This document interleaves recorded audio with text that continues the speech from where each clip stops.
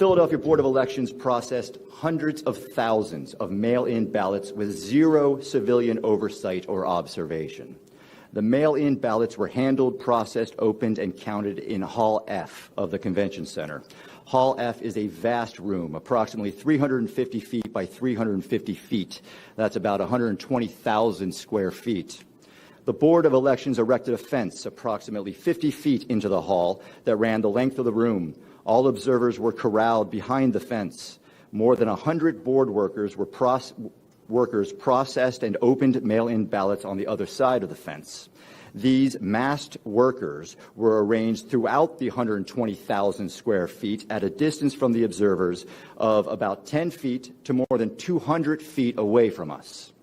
Unlike what some may have reported in the media, the vast majority, and I'd estimate at least 96% of the board workers were processing mail-in ballots 15 to 200 plus feet from us.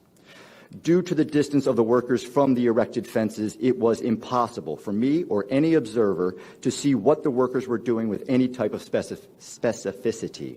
The observers were not able to challenge any decision or determination being made about the processing of these mail-in ballots.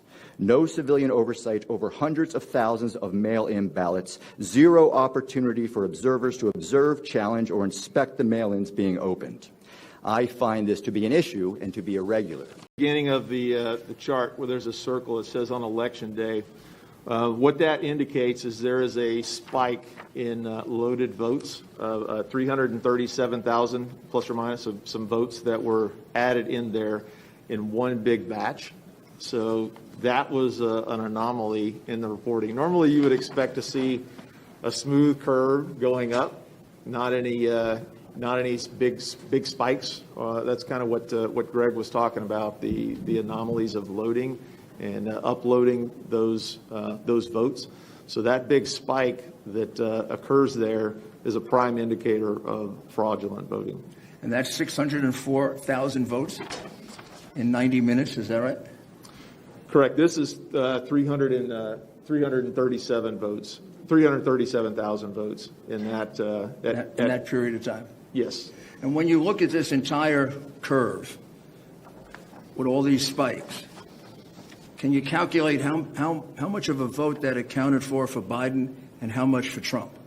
Close to 600,000. I think our figures were about 570 some odd thousand that all those spikes represent over time. For Biden? Correct. And how much for Trump? I think it was a little over 3,200.